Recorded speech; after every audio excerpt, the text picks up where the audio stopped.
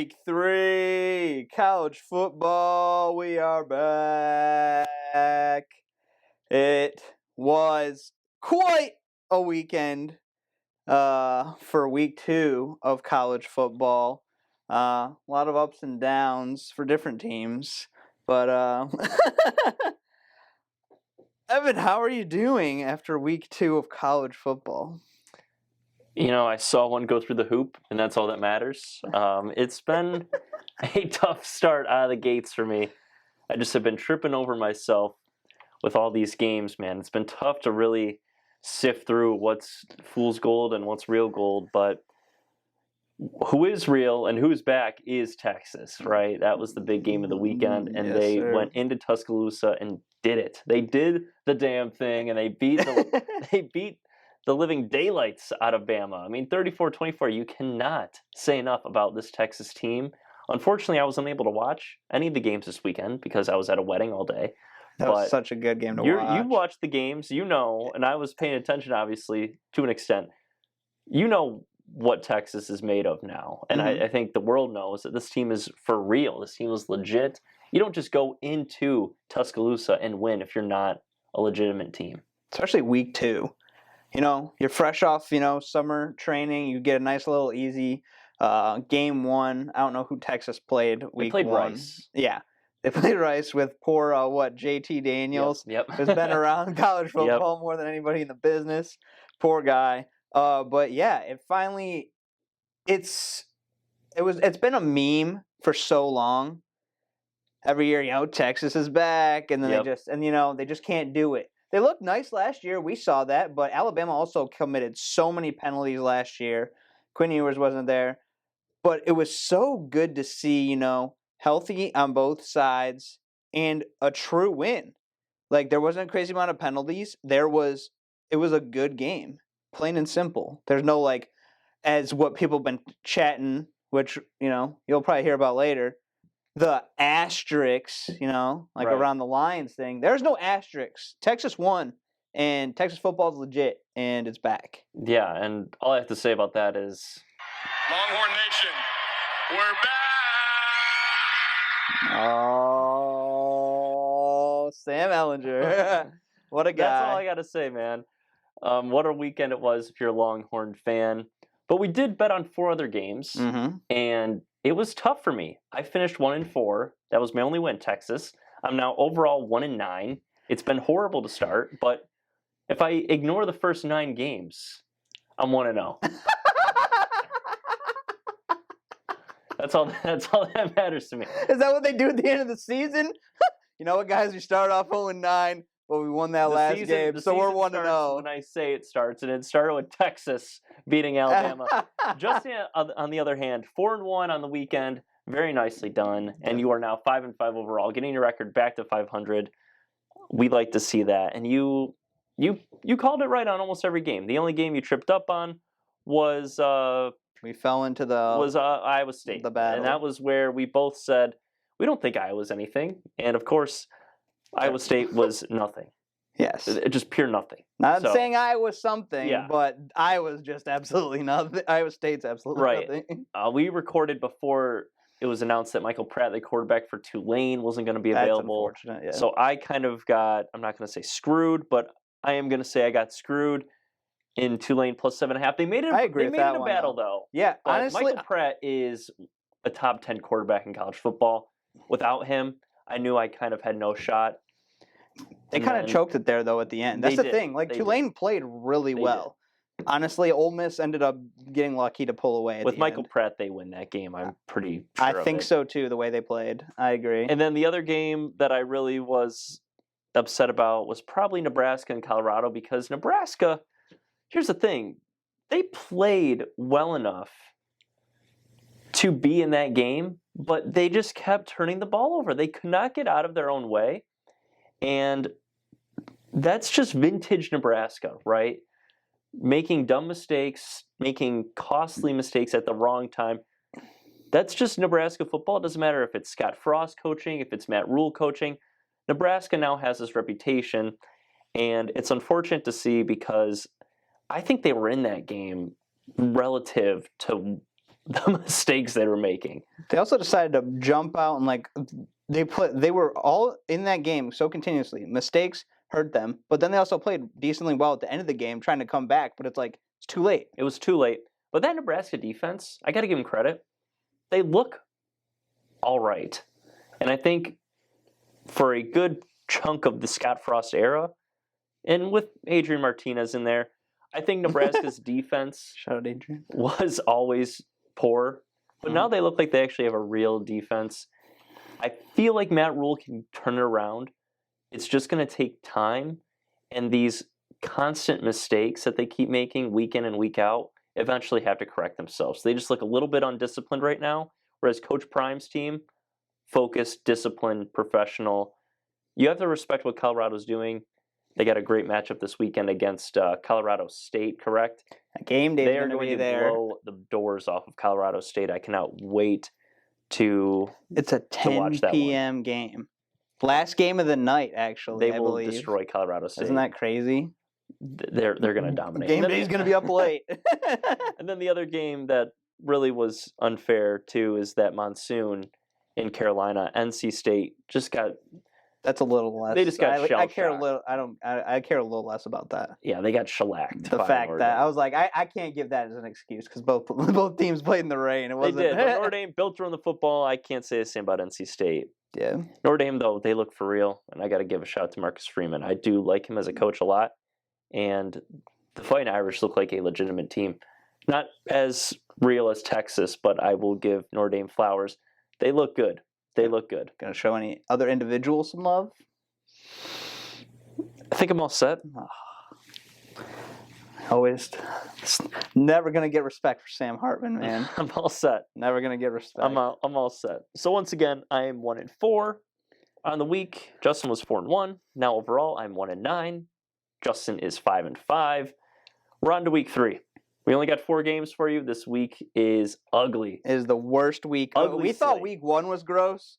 We had the 1 or 2 games that saved us, but this is literally the most ugly game. When College Game Day, let's be real. Not that it's part of the hype, but when College Game Day is going to Colorado for Colorado versus unranked Colorado State, and that's College Game Day, that's because there's no other games out there going on right now. They're riding the one that's got a little bit of hype to it just because Prime is there. Oh, for real. The only reason why they're in Colorado is because of Coach Prime. Absolutely. And the same thing can be said for Big Noon Kickoff last week, too.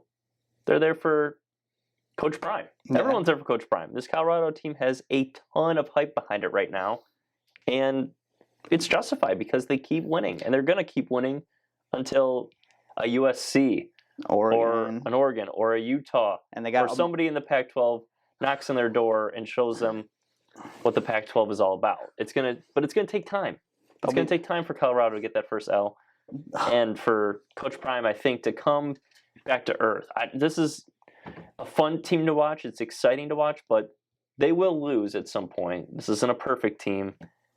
And when they do lose, that's when I kind of want to see how they respond. Because it's all good right now, right? But how do you respond after a loss? I want to see that from a Coach Prime team. Absolutely. Well, we put all those 9 games behind us. Evan is 1-0 heading into 1-0. week 3. I want to know. Feels good. Nothing but up. So let's get through these wonderfully beautiful games for week 3. Ugly. We got the ugly kicking it off game 1. We got the ugly Minnesota Golden Gophers heading to Chapel Hill. Now, we saw that ugly Minnesota team week 1 against Nebraska, and they survived. They played great last week, but that was because they were playing against Eastern Michigan. They got the run game going. North Carolina looked incredible. We thought they looked great week 1 against South Carolina. We were shocked. We thought South Carolina was going to come in and get it done. But last week, North Carolina survives in overtime. It might have been a double overtime, I think. I was watching the end of the game and against Appalachian State, and I was just amazed. I'll be honest with you. Surprised there wasn't a bit of a holding call at the end of the game. Oh, I watched me and my dad were watching it live, and I was just like, once that game ended, I was done for the night with football. But I was just like, ugh, North Carolina might not have won that game, but They did, and here they are, and that's kind of why we got this 7.5-point favorite to North Carolina this week. It's a very, very weird spread. North Carolina, you're right. Game 1, they looked for real. That defense was ferocious. Drake May looked impressive outside of a couple turnovers. And it seemed like Mac Brown had a team that could maybe make some noise in the ACC. They shocked me in that first game. But then you get Appalachian State, who they're not a pushover, but it's not the same App State team. They're known for the They have that upset DNA. last year. When you're at home, you gotta you gotta do a little bit better than going to OT, right? They played at App State though. Or they were at. I'm pretty sure they were at App State. I could be wrong. You might be right there, and that's on me. But nonetheless, no, they were home. Were home. they? Yeah, they were. That's even worse. I thought they were at App No, State. they the were way home. the way the game was going, I was like, I didn't even look at the middle of the field. I was just like, this is a tough game to watch right now. But it's peculiar that the spread is only 7.5 because the other team, Minnesota, escaped somehow against Nebraska. I don't know how they won that game, but they did. It was Nebraska being Nebraska, really. And then in game 2, you're right. It was Eastern Michigan. They got a win, but they won 25-6. It's not like they impressed anyone with that victory. Mm-mm. Minnesota is a team that likes to run the football. 175 rushing yards per game. That's good for, I believe, 38th in the country. They like to run the football. North Carolina has been pretty good against the run so far through the first 2, but how much can you credit that to the other team not really being able to run the football as a whole? I mean, South Carolina, they have Spencer Rattler. They're a pass-first offense. Appalachian State, the way they played, fast pace. So they haven't really faced a rushing attack yet, like Minnesota, who wants to just grind you out. Yeah, Minnesota last week they almost hit over 300 yards rushing against Eastern Michigan. Obviously, it's Eastern Michigan, but establishing that run game is huge going forward for them. Exactly. And here's the thing with Minnesota.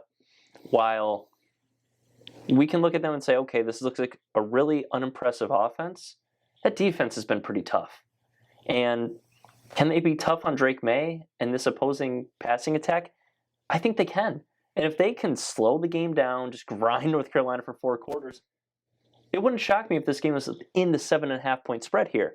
It'll be interesting to see how North Carolina stops the running attack that Minnesota is going to try to run or try to impose on them. But that game against Appalachian State, that going to overtime against them, maybe it's a wake-up call, but the spread is too weird for me to bet against it. I'm going to take the Gophers plus 7.5 here. I hate this game, and the spread is so funky, but everyone's on UNC. I think everyone looks at the spread and says UNC is the easy pick here, and maybe it is the easy pick, and I might be caught with my pants down. That's happened a lot this season. Again. But I'm 1-0. I'm 1-0, and I'll be 2-0 after this game. So give me the Golden Gophers. Oh man. The interesting thing is like you look at you explain that the hard-nosed quality of a Minnesota defense. Big Ten defenses are known for being tough, knowing how to stop the run, really handling themselves well. But they haven't faced a quarterback like Drake May before. This guy's going to be a first-round talent, whether he goes out this year or the next year. We assume he's going to go out this year. And yes, they did survive last week. But it's hard to look at this North Carolina team going forward because I know App State was a little bit of an upset, but they still know how to put up points. And I know Minnesota's a tough-nosed defense, but North Carolina knows how to put up points. And my thing is, if it starts becoming a points race, Minnesota's not in that kind of race. No, and that's the thing. There's 2 types of games that are going to be played. It's either it's going to be a grinder, maybe the under's in play here, or it's going to be a boat race. There's only 2 options here. And the thing is, it's a 50-50 shot when it's a grinder. But if it's a boat race, the Tar Heels are going to run that one. I agree. They're going to ram the Gophers back in the ground. Yes, it will be bad. It will be very bad if this turns into a shootout. It's probably going to be a tight one, but I'm still taking North Carolina. I don't know, man. I'm still taking North Carolina. I like your pick more. Is that because you know? Because I like North. No, I just like UNC more. I like Drake May a ton, but that spread is too funky for me. Big PJ Fleck fan over here. He's a goofball. He looks. Dude left from Western Michigan, shaved his head, and said, "Row the boat to Minnesota." He wears those, suits on the sideline that are like really, pressed up to his chin. Yeah, and like tied around the neck. It's like, dude, wear the quarters in. Like, chill out a little bit, buddy. But that's Fleck's fault, right? I mean, he's the one that's looking like a goofus on the sideline. Well, I got nothing to say, man. I think the game too. The thing is, I don't think. I'll be honest with you. I don't think there's going to be a boat race. I think if they get it done, it's by 10 to 14 highest, right? All right. I don't think you might be right. I don't think it's going to be higher than that. We'll see. you might be right. I don't know. All right, on to game 2. Oh, here we go. The lot going on with this game. Yeah. Evan, you can start us off with this one. Oh, so obviously Justin has a new Pac-12 shirt weekly now on the show. Last week was Utah. This week it's Washington.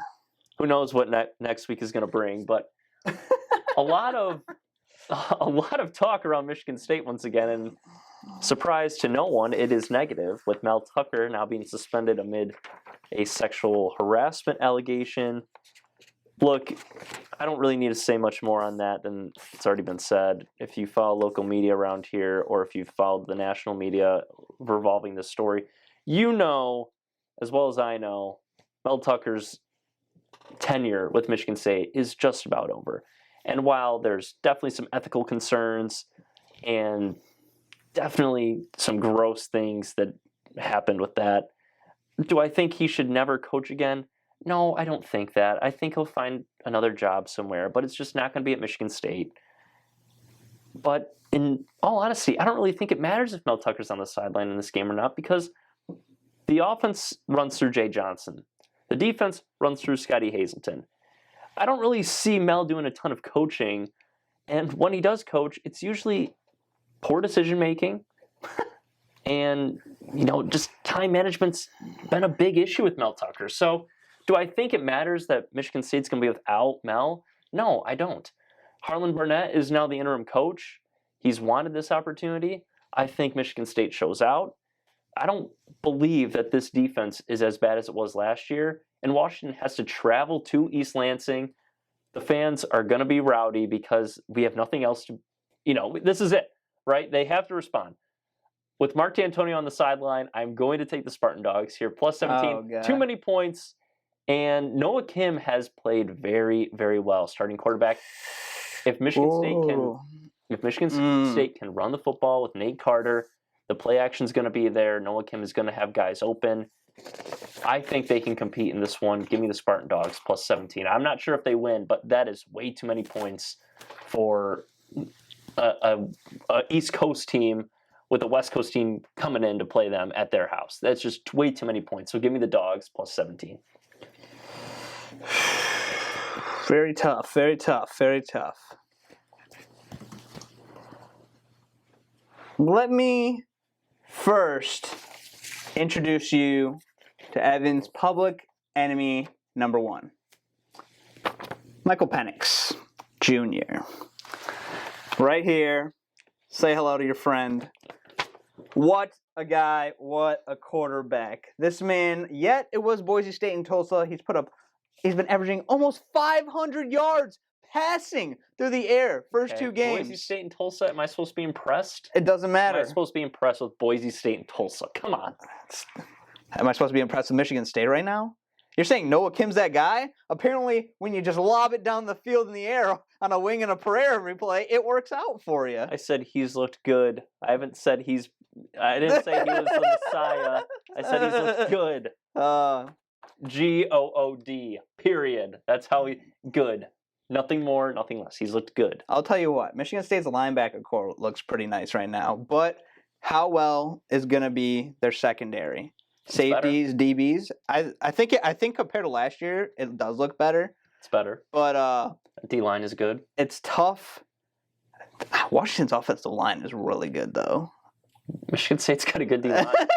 As long as Michael Penix is protected, this game is going to be over faster than you could think. Oh, no, come on. I'm sorry. I'm sorry, man.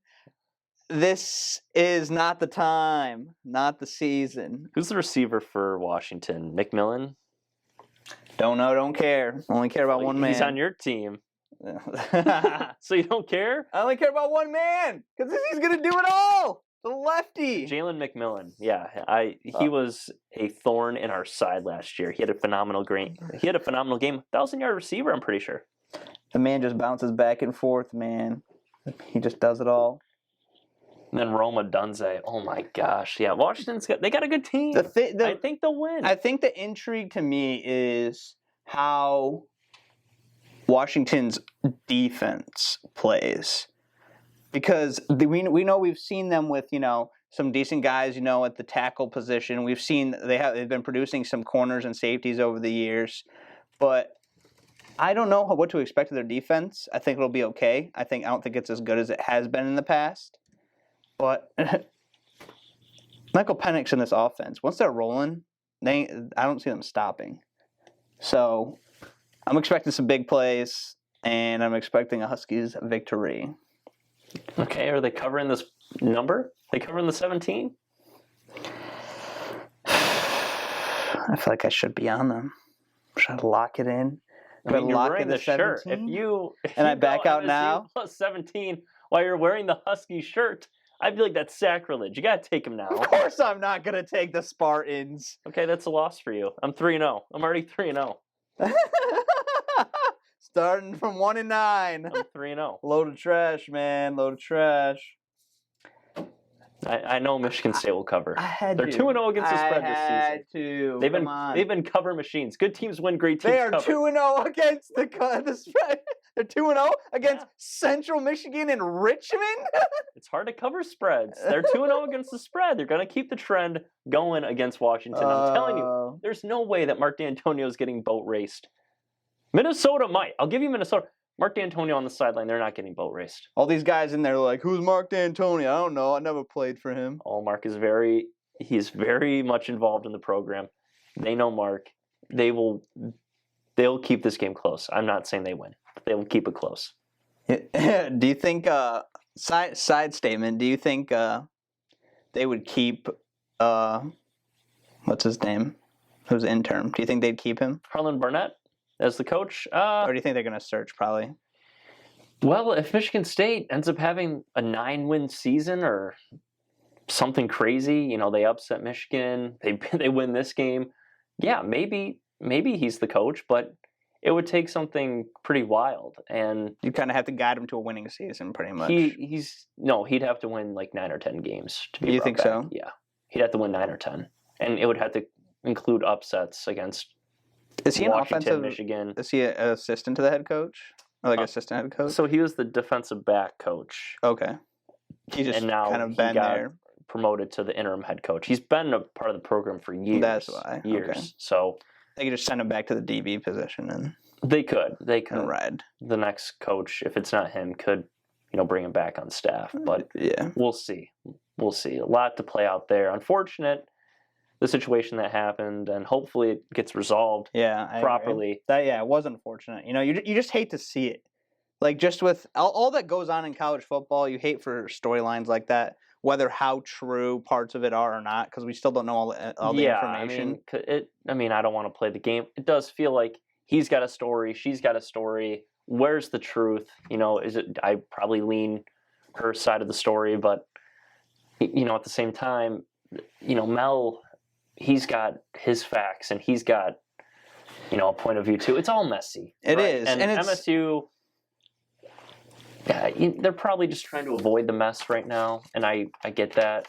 But at the beginning, and at the end of the day, Mel's got to be smarter than that. Yeah, you can't just be doing that. It doesn't matter what was going on. Yeah, no, Mel. You shouldn't put yourself in that kind of position. Exactly, because you are asking to get fired for some reason, or you're asking for trouble, or potential like blackmail or stuff like that. Exactly. You never know. And who knows? how the story got leaked, this and that. Look, I don't care. He embarrassed the university. He embarrassed himself. And the football team now is without their head coach. Now, does it make that big of a difference? We'll see on Saturday. If they show up in this game completely lifeless, looking like they couldn't give a rat's ass, then yeah, they're going to lose this game. They're going to get destroyed. They're going to lose by 30. That's just the bottom line. But if they come into this game with some heart, with some determination, with the mission focus that Harlan Burnett said in his intro press, then yeah, they have a shot. They have a real shot. Not to only just cover the spread, but to win this game. Because when Michigan State is an underdog, things just happen. And this cannot be a bigger underdog spot for them, especially given everything that's happened this past week. Absolutely. Well, we'll see what happens. On to game 3. Spartan Dogs plus 17. Come on. So we head to Gainesville. The dirty, dirty swamp north of Orlando. I think Gainesville's north of Orlando. The Tennessee Volunteers head to Florida to play the Gators. Love the swamp. Love that logo in the blue. I just love the Gator logo. Gator logo is one of the best. It really is. It's just done so well. Tennessee logo is so boring. It's just a T. I know. So boring. It's different when it's like the dog or the checkers. The dog with the checker pattern, that's better. But the Gator is awesome. That is an awesome logo. Minus 6.5 Tennessee, plus 6.5 Florida. Week 1, Florida didn't look good at all until later in the game. There's some ups, there's some positives. I don't think they looked bad given the circumstance. You're bringing in a new quarterback. You're on the road. You're at Utah, right? At night. First game of the year. Thursday night. There's a lot going on. I know Utah didn't have Desmond Ritter, or not Desmond Ritter. I'm sorry. I'm thinking NFL already. Cam Rising. Yeah, weird spread here. And I'm not surprised that Florida lost that first game, right? I kind of went with them because of the spread, and maybe I'm going to fall into the same trap here. I'm going to keep it short and sweet. Gators plus 6.5. Tennessee's coming into the swamp. Graham Mertz has looked all right. I thought he looked all right in that first game. They just need to give him some more time to, actually throw the football and maybe allow him to get a little integrated into the system. No, I think Florida can get this done. The swamp is an intimidating place to play. I think there's a little bit of magic with it. And Tennessee, I'm just not really sold on Joe Milton. I know he's had a lot of preseason hype, but I didn't really like him at Michigan. Wasn't impressed there. And he's not Hendon Hooker. Let's give some respect to Hendon Hooker. As much as I didn't like Hendon Hooker at Tennessee, damn good QB. Knew how to play the ball well. Knew where to put it. The thing, it was fool's gold. I thought it was always fool's gold with Hendon Hooker because that offense was scripted. But there was also... He still had to make it happen. There was also that aspect where he got it done. And I just don't think Joe Milton has the same skill set that Hendon Hooker has. Certainly doesn't have the same wide receivers. That's what I was going to say. And Florida can get this done. I do think the swamp maybe doesn't turn out a win, but I think it turns out a close one. Give me Florida plus 6.5. Chomp, chomp, baby. Go Gators. What to think? You know me. Last week I had to take my Rebels. Dude, I keep taking underdogs. Is that my issue? Maybe, man. Maybe it's the year the top dogs. At some point, these favorites gotta lose. I'll tell you what, man. I keep taking the underdog. And I'm probably gonna do it in the last game, too. Oh, gosh. The defense in the first 2 games, yes, it's questionable because Virginia and I don't know who they played last week, but right now the defense has been living behind the line. For Tennessee, they're number 1 in the nation in both sacks and tackles for losses. Yeah, that's concerning. Which is crazy. Tennessee getting pressure from everywhere, and you know who's not? Florida. They're really not. This could be bad. And surprisingly, I know lesser teams that you start off with.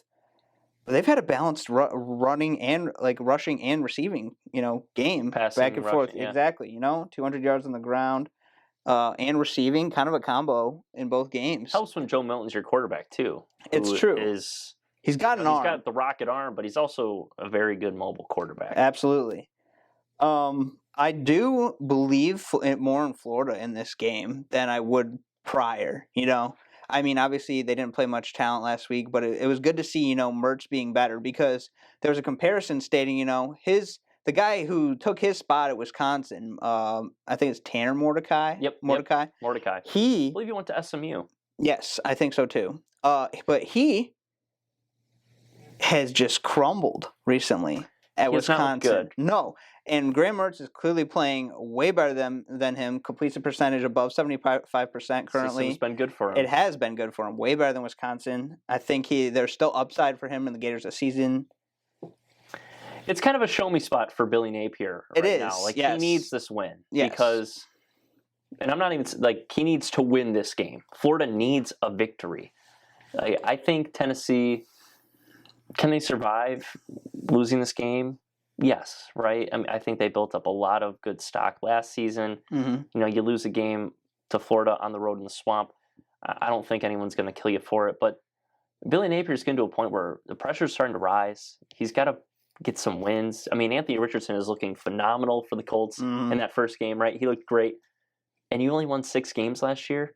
The temperature on that hot seat is rising. And they need to show out for him, and this is the game to do it against Tennessee. That's a rival right there. And you got to get this win. And it's not because he's just in Florida. No. I'm going Vols. Going Vols, man. I hit a lot of overdogs last week. No underdogs, all the overdogs. The favorites. Overdogs were eating, man. The favorites.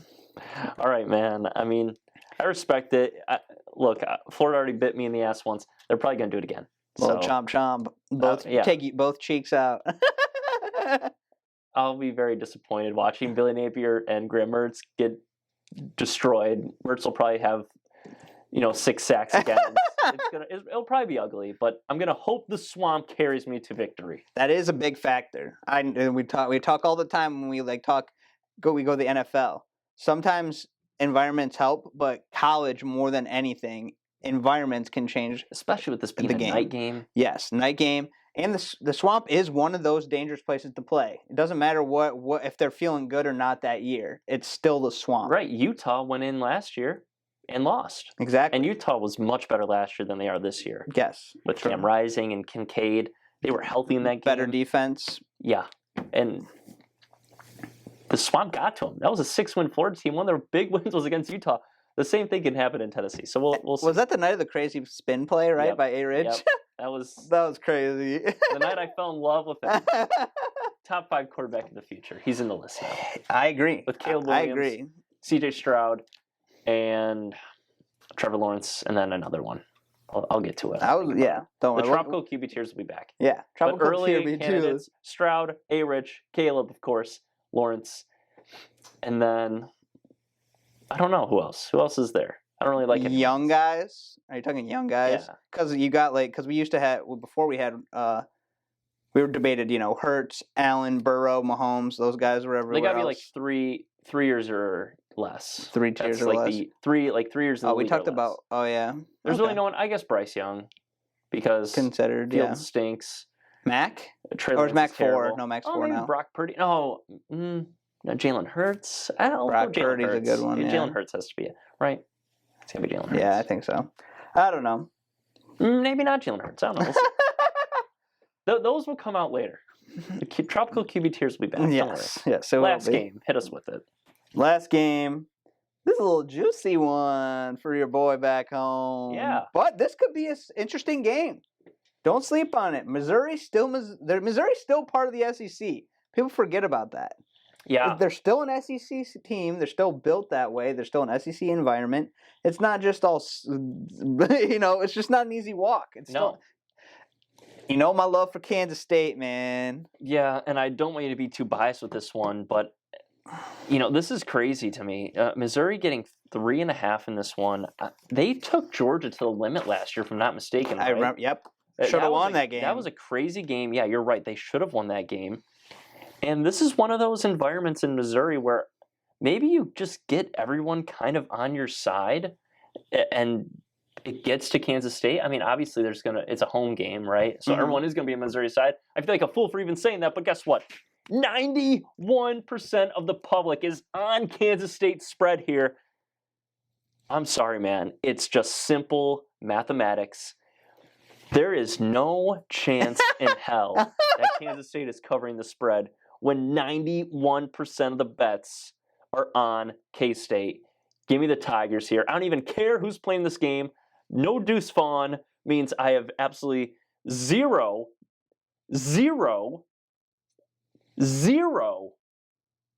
stock into Kansas State. Deuce Vaughn was the entire team. There's no Deuce. Give me the Tigers plus 3.5. Missouri struggled against South Dakota State last week. And why is it only 3.5? I'll tell you, man. Hey, SDSU has NFL talent. They do. Because, you know what, former man's an SDSU alum? Current Philadelphia Eagle. Offense.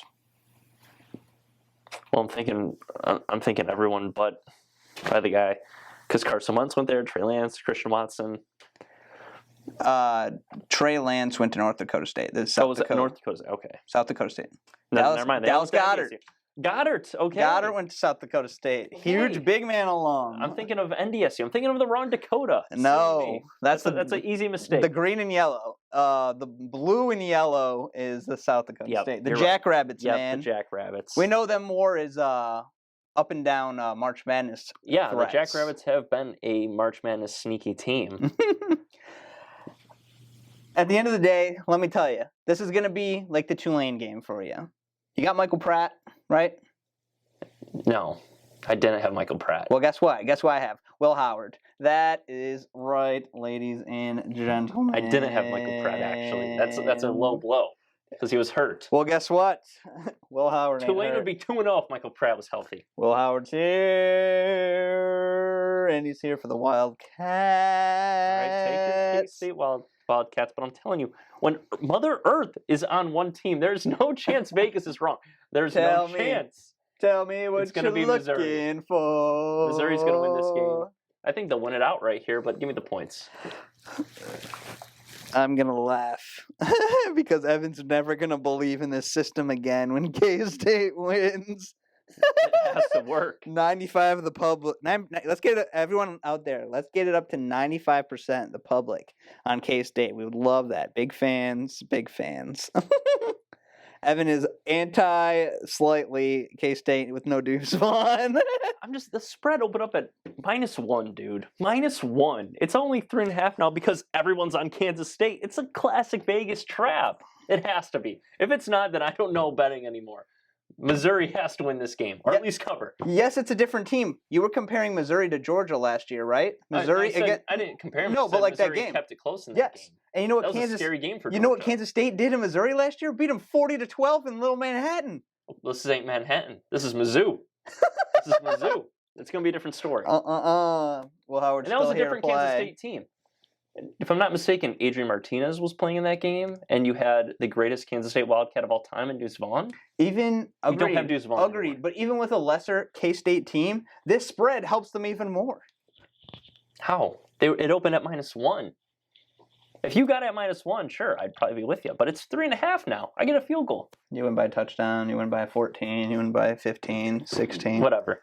To the roof, to the moon, K-State, Wildcats, let's go. Whatever. Let's get to the rundown here. Run it back. Because we got done with college Saturday. football. I'm done. He's done. He wants to get into the good vibes of next time. Yeah. All right. So Minnesota at UNC. -7.5. I'm riding with the Golden Gophers. +7.5. Justin is on the Tar Heels. Yeah, baby. Washington at East Lansing. MSU +17. That is my pick. Justin is on the Huskies -17. Woo! Go Dogs. Spartan Dogs, not the other dogs.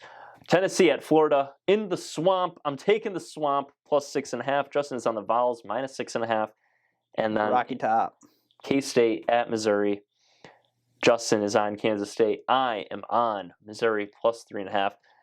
We are against each other on it. Every pick is against each other. So one of us is going to be good and one of us will be bad. More likely than not, it'll probably be me. I will be looking at 1-13. Evan took all the Saturday, underdogs. but I took all the dogs. There's no way you can just ride the favorites and win. Let's see, boys. Show out for your brother. There's no way. There's no way this happens again. And you know what's going to happen? Washington's going to win. I'm going to finish 3-1 because MSU covers the spread. That's what's going to happen. I'm going to finish 3-1, but MSU still loses and then I lose that for spread. No, you can't just blindly pick favorites and it works out for you. I'm not vibing with that strategy. This week, but I'm also kind of blindly picking underdogs. So yeah, you're coming at me. You're doing the opposite. No, I'm trusting my gut. I'm trusting Vegas. I'm trusting my gut. I'm trusting Vegas. I'm trusting my 5-5 gut. That was 4-1 last week. The only pick I really don't like is Minnesota at UNC. We'll see. Maybe the Tennessee-Florida game is a little shaky too, but I really don't like that game. I feel like UNC is going to destroy them, but that number's weird, and I'm probably overthinking it, but whatever. All these games, honestly, I don't like. That Minnesota could definitely do it. Yeah, you got to be selective with these games, and we only gave you 4. We only broke down 4, but if there's a game you like, be careful, please, because this week of college football is gross. It's disgusting. So please do yourself a favor. Don't make any picks that you think are rash. Do your time. Do your homework. Really think it through because this is an ugly week to bet games. And next week is going to be wild. I think we got 7, possibly 8. We're going to probably break it down less, but there's potential 7 or 8 ranked versus ranked games next weekend. And it is going to be wild. We're talking Big Ten. We're talking ACC. We're talking Pac-12, Pac-12. I believe College Game Day next week is going to be in South Bend for Ohio State and Notre Dame. It's going to be wild. I mean, I think Oregon – I forget who Oregon plays. I think Oregon plays – dang. I know Oregon plays a ranked opponent next week too. Well, I got 2 words for that Notre Dame-Ohio State game. Go Bucks. That's all I got to say. Early and often, we go Bucks. And give me Cal McCord and MHJ, baby. Marvin Harrison Jr. I don't care what the spread is. I'm taking it right now. Kyle McNothing.